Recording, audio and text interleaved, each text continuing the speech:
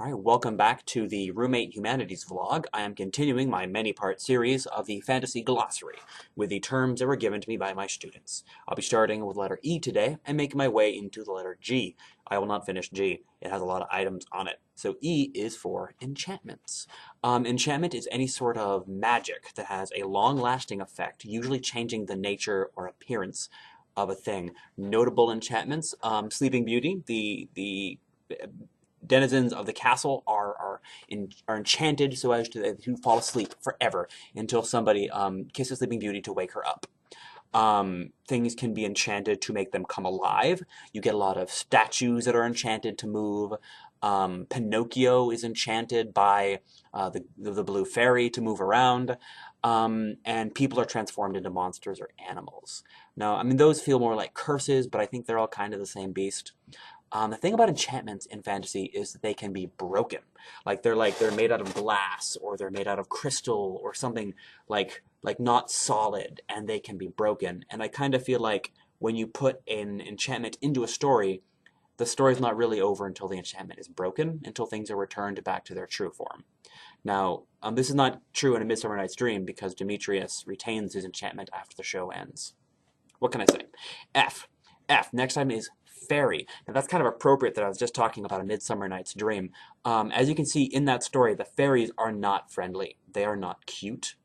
They tend to like resemble beasts in some ways. Like they feature horns quite regularly. They're always stealing things. They're always leading people astray. They're always harming and hurting people. One of my favorite fairy stories is the idea of the changeling, the idea that fairies might steal away your infant child and replace it with a fairy imposter, and then take your child to fairyland where they would raise it as one of their own, sort of like a plaything.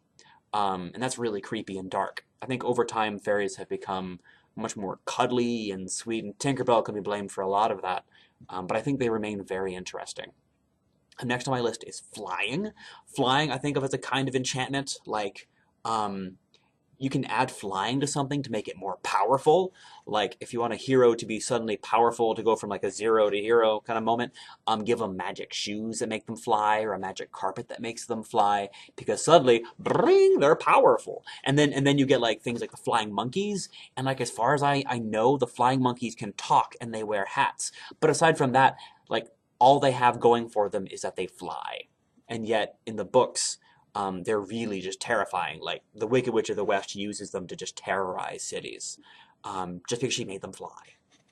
It's a good time. I like flying carpets too. That moves us on to G. My first item in G is gnome. There's a lot of discrepancy on gnome. Gnome are definitely a kind of fairy in most stories. I've seen some pieces where gnomes are earth creatures and they're made out of stone. There's a series of wonderful illustrations where the gnomes are these little bearded men with red hats who live in mushrooms and tree trunks, and they have lovely little houses. I think those are wonderful. Those were adapted to the garden gnome variety that we know so well from advertisements and travel photographs. Finally, Dungeons and Dragons and its various offspring have sort of established gnomes as being these smaller than dwarf creatures who are mechanically minded. So those are the kind of gnomes that I know about that you see in fantasy. Next up we have griffins.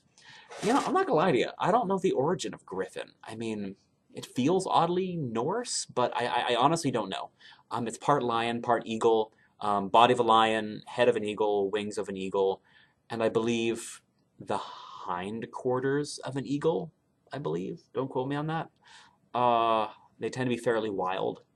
You don't see them being tamed very often, except in some video games where dwarfs fly on them and throw hammers, but that doesn't make a lot of sense to me. Next on my list, I have Goblin. Ooh, goblins are fun. So in A Midsummer Night's Dream, Puck is called a hobgoblin.